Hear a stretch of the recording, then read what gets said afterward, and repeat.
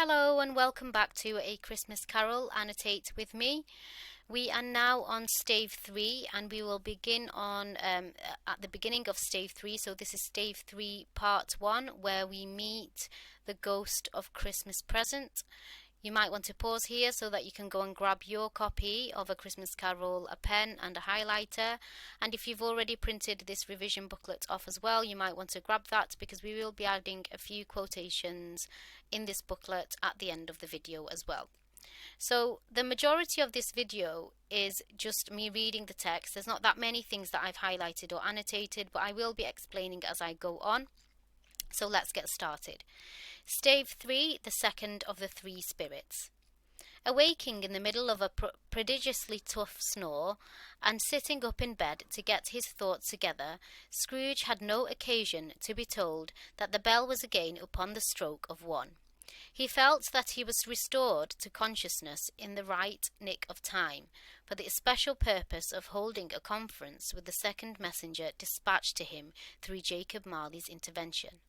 But finding that he turned uncomfortably cold when he began to wonder which of his curtains this new spectre would draw back, he put them every one aside with his own hands, and lying down again, established a sharp lookout all round the bed, for he wished to challenge the spirit on the moment of its appearance, and did not wish to be taken by surprise and made nervous.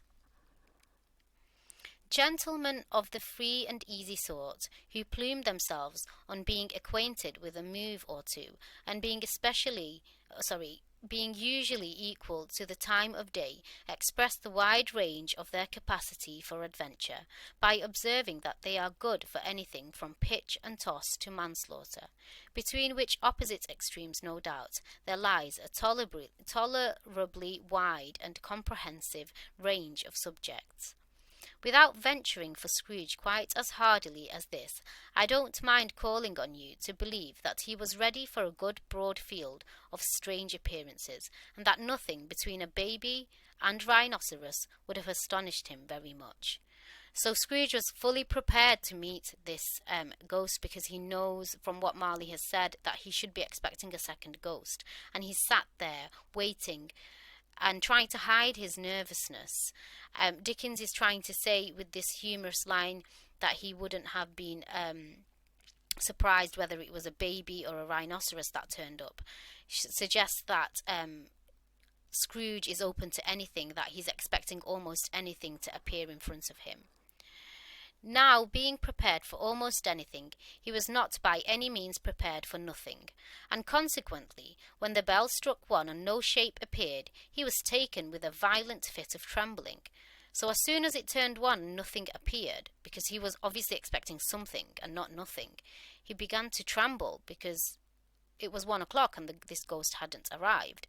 5 minutes, 10 minutes, a quarter of an hour went by, yet nothing came.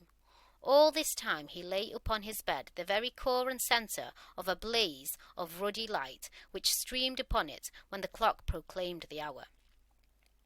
So here, throughout this passage that we're going to read now, you need to remember the description of Scrooge's house in stave 1. So words such as old, low fire, nothing, little saucepan of gruel are memorable in that particular description.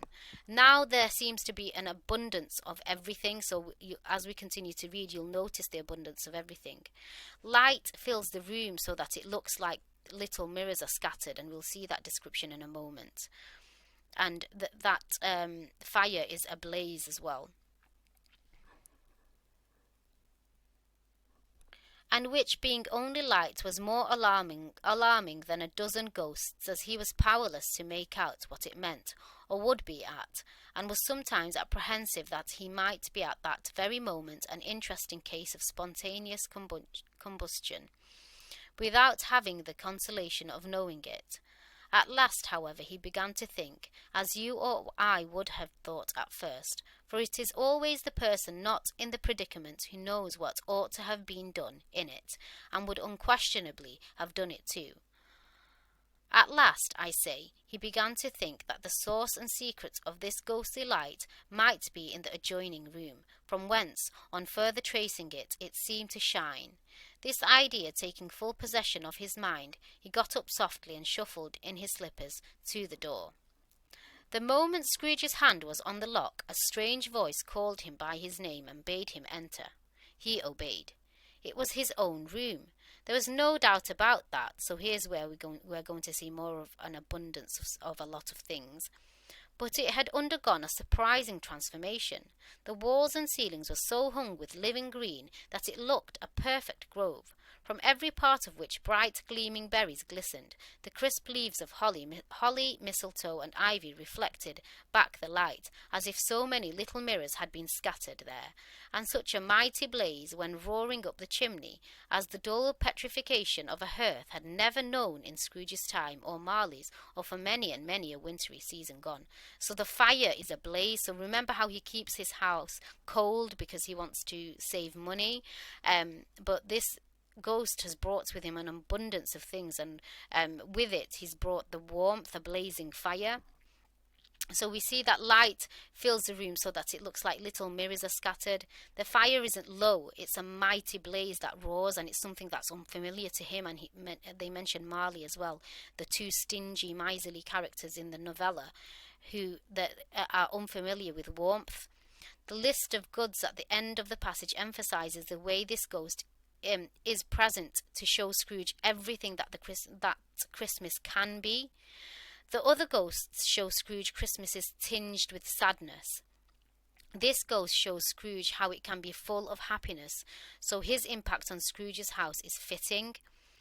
Heaped up on the floor to form a kind of throne were turkeys, geese, game, poultry, brawn, great joints of meat, sucking pigs, long wreaths of sausages, mince pies, plum puddings, barrels of oysters, red-hot chestnuts, cherry-cheeked apples, juicy oranges, luscious pears, immense 12th cakes, and seething bowls of punch that made the chamber dim with their delicious steam. In easy state upon this couch there sat a jolly giant. And while we see the description of the ghost of Christmas Present, there is a lot of vocabulary to emphasize the size of this ghost and how he is unrestrainable. So capacious, jolly, green giant, disdaining to be warded by any artifice, curls were long and free, unconstrained. We'll see these descriptions of him throughout it to show, to emphasize his size and to show how he is unrestrainable. Glorious to see, who bore a glowing torch in shape not unlike Plenty's horse, and held it up high up to shed its light on Scrooge as he came peeping round the door. "Come in!" exclaimed the ghost. "Come in, and know me better, man!" Scrooge entered timidly and hung his head before this spirit. He was not the dogged Scrooge he had been, and though the spirit's eyes were clear and kind, he did not like to meet them. "I am the ghost of Christmas Present," said the spirit. "Look upon me." Scrooge reverently did so. It was clothed in one simple green robe or mantle bordered with white fur. So this imagery of the ghost is the type of imagery that we'd often associate with Father Christmas. This jolly giant, really happy, looks and dresses almost like the way Father Christmas does. This garment hung so loosely on the figure that its capacious breast was bare, as if disdaining to be warded or concealed by any artifice. Its feet, observable beneath the ample folds of the garment, were also bare, and on its head it wore no other covering than a holly wreath, set here and there with shining icicles.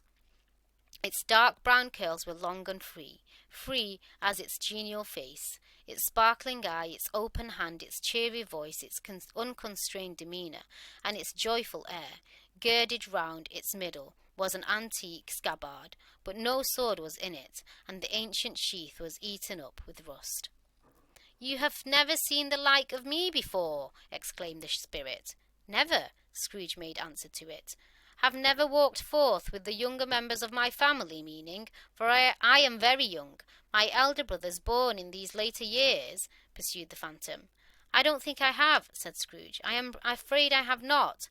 Have you had many brothers, spirit?" "More than 1,800, said the ghost. So the ghost has over 1,800 brothers, as he exists only at Christmas. So every Christmas the book was written in every Christmas. Remember that the book was written in 1843. So he is one of over 1,800 ghosts, or brothers as he calls them. Scrooge believes he has never had a good Christmas, so he believes he has not been touched by such a spirit before. A tremendous family to provide for, muttered Scrooge. So we see an unchanged Scrooge here. Scrooge thinks immediately of how much it would cost to provide for such a large family. So he appears to be miserly and not changed in this instance at all. The ghost of Christmas present rose. Spirit, said Scrooge submissively, conduct me where you will. I went forth last night on compulsion, and I learnt a lesson which is working now. Tonight, if you have aught to teach me, let me profit by it. So Scrooge doesn't ask why the ghost is there. He wants to be led straight to his lesson. He feels like he's learnt a lot, and he wants to continue to learn these lessons, which shows that he is beginning to change. But the fact that he mentions a tremendous family to provide for shows that he's not quite changed yet. Touch my robe. Scrooge did as he was told and held it fast. Holly, mistletoe, red berries, ivy, turkeys, geese, game, poultry, brawn, meat, pigs, sausages, oysters, pies, puddings, fruits, and punch all vanished instantly. So did the room, the fire, the ruddy glow, the hour of night, and they stood in the city streets on Christmas morning where, for the weather was severe, the people made a rough but brisk and not unpleasant kind of music, in scraping the snow from the pavement in front of their dwellings, and from the tops of their houses, whence it was mad delight to the boys to see it come plumping down into the road below, and splitting into artificial little snowstorms. The house fronts looked black enough, and the windows blacker, contrasting with the smooth white sheet of snow upon the roofs, and with the dirtiest snow upon the ground, which last deposit had been ploughed up in deep furrows by the heavy wheels of carts and wagons, furrows that crossed and recrossed each other hundreds of times, where the great streets branched off, and made intricate channels hard to trace in the thick yellow mud and icy water. The sky was gloomy, and the shortest streets were choked up with a dingy mist, half thawed, half frozen, whose heavier particles descended in a shower of sooty atoms, as if all the chimneys in Great Britain had, by one consent, caught fire, and were blazing away to their dear hearts' content. So here we see quite a lot of imagery reflective of industrialization, so the impact of industrialization in the cities. So we've got the imagery of black windows and black roofs, and then the gloom and the dingy mist, all speaking or perhaps hinting at the effects of industrialization. So what I'd like you to do as part of the work around this is please go and research the effects of industrialization in cities, and feel free to comment in this video to tell me what you've learned about industrialization and how you can apply it to this particular scene. There was nothing very cheerful in the climate or the town, and yet was there an air of cheerfulness abroad that the clearest summer air and brightest summer sun might have endeavoured to diffuse in vain. So Dickens is narrating here how, despite the cold weather, people were still very cheery, almost as if it was summer and the brightest summer. For the people who were shovelling away on the housetops were jovial and full of glee, calling out to one another from the parapets, and now and then exchanging a facetious snowball, better-natured missile far than many a wordy jest, laughing heartily if it went right and not less heartily if it went wrong. The poulterers' shops were still half open, and the fruiters were radiant in their glory. There were great round pot-bellied baskets of chestnuts shaped like the waistcoats of jolly old gentlemen, lolling at the doors and tumbling out into the streets in their apoplectic opulence. There were ruddy, brown-faced broad-girthed Spanish onions shining in the fatness of their growth like Spanish friars, and winking from their shelves in wanton slyness at the girls as they went by and glanced demurely at the hung-up mistletoe. Throughout this passage we also see the clever use of personification that Dickens seems to really enjoy doing within his writing. So he personifies the fruit almost as if they're almost just as lively as the people because of the arrival of Christmas. There were pears and apples clustered high in blooming pyramids. There were bunches of grapes made in the shopkeeper's benevolence to dangle from conspicuous hooks, that people's mouths might water gratis as they passed. There were piles of filberts, mossy and brown, recalling in their fragrance ancient walks among the woods, and pleasant shufflings ankle-deep through withered leaves. There were Norfolk biffins, squat and swarthy, setting off the yellow of the oranges and lemons, and in the great compactness of their juicy persons, urgently entreating and beseeching to be carried home in paper bags and eaten after dinner. Their very gold and silver fish sets forth among these choice fruits in a bowl, though members of a dull and stagnant blooded race appeared to know that there was something going on, and to a fish went gasping round and round their little world in slow and passionless excitement. The grocers, oh, the grocers, nearly closed with perhaps 2 shutters down or 1, but through those gaps such glimpses! It was not alone that the scales descending on the counters made a merry sound, or that the twine and roller parted company so briskly, or that the canisters were rattled up and down like juggling tricks, or even that the blended scents of tea and coffee were so grateful to the nose, or even that the raisins were so plentiful and rare, the almonds so extremely white, the sticks of cinnamon so long and straight, the other spices so delicious, the candied fruits so caked and spotted with molten sugars as to make the coldest lookers on feel faint and subsequently bilious. So we see again clever use of personification throughout here, not only talking about the fruit, but also talking about the utensils used to cook, almost mimicking the exuberance and the optimism that people are feeling at the arrival of Christmas, mimicking and mirroring the feelings of the people.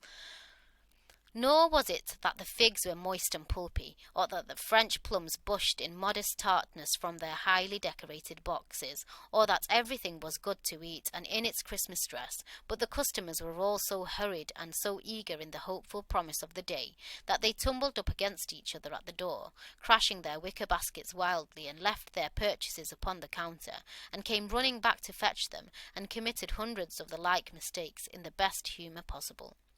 While the grocer and his people were so frank and fresh that the polished hearts with which they fastened their aprons behind might have been their own, worn outside for general inspection and for Christmas doors to peck at if they chose. But soon the steeples called good people all, to church and chapel, and away they came, flocking through the streets in their best clothes and with their gayest faces, and at the same time there emerged from scores of by-streets, lanes, and nameless turnings, innumerable people carrying their dinners to the bakers' shops. So here we see the description of the rich. So while the rich are able to flock to church in their best clothes with the gayest faces, the poor who lack any proper way to cook at home have to go to the baker's shops to cook their dinners.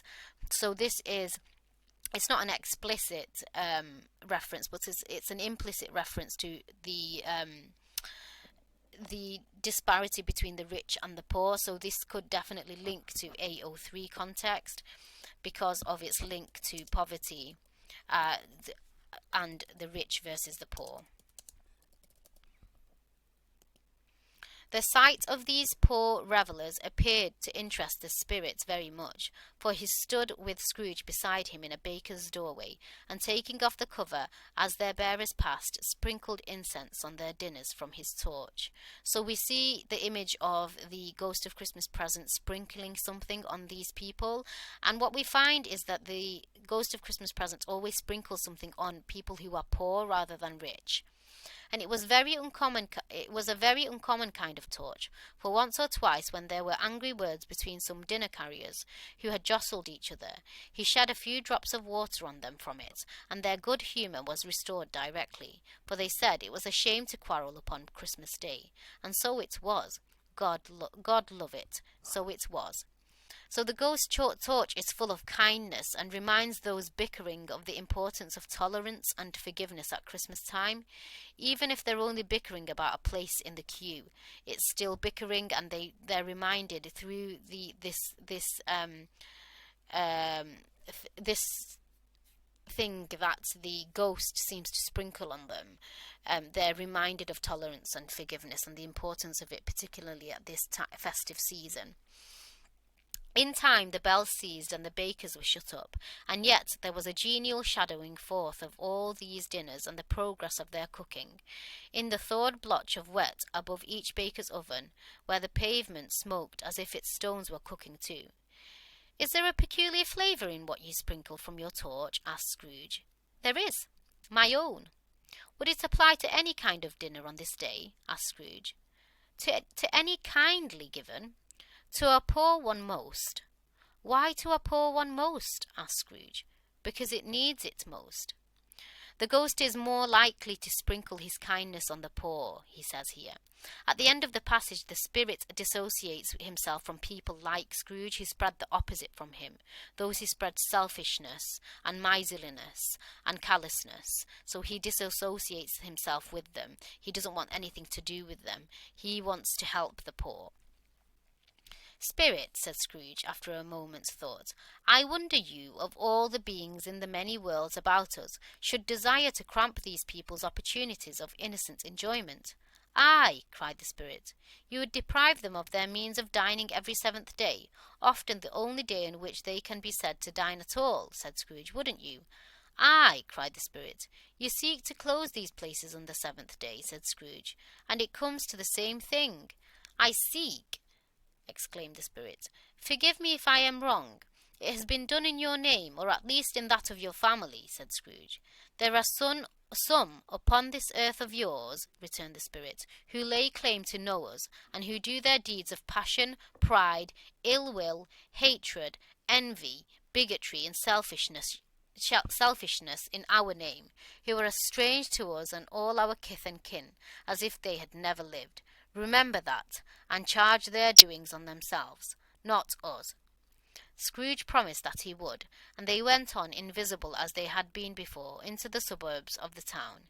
It was a remarkable quality of the ghost, which Scrooge had observed at the baker's, that notwithstanding his gigantic size, he could accommodate himself to any place with ease, and that he stood beneath a low roof quite as gracefully and like a supernatural creature as it was possible he could have done in any lofty hall. And perhaps it was the pleasure the good spirit had in showing off this power of his, or else it was his own kind, generous, hearty nature, and his sympathy with all poor men, that led him straight to Scrooge's clerk. Throughout the description of the Ghost of Christmas Present, we see the semantic field of generosity used. Generosity, we have to remember, comes in different forms. So it doesn't just come from charity. It could also be a kind word, being hospitable, being happy so those around us feel happy too. So there's different forms of generosity that the Ghost of Christmas Present presents here to show Scrooge that there's lots of different ways of being generous. For there he went, and took Scrooge with him, holding to his robe, and on the threshold of the door the spirit smiled and stopped to bless Bob Cratchit's dwelling with the sprinkling of his torch. Think of that! Bob had but 15 bob a week himself. He pocketed on Saturdays but 15 copies of his Christian name, and yet the Ghost of Christmas Present blessed his 4-roomed house.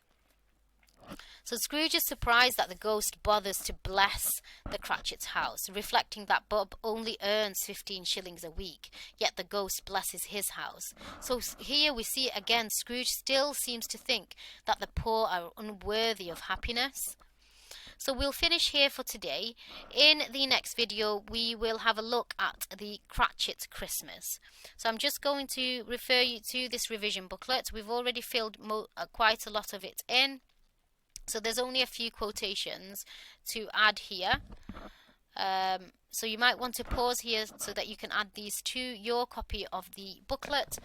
Thank you so much for joining me again today.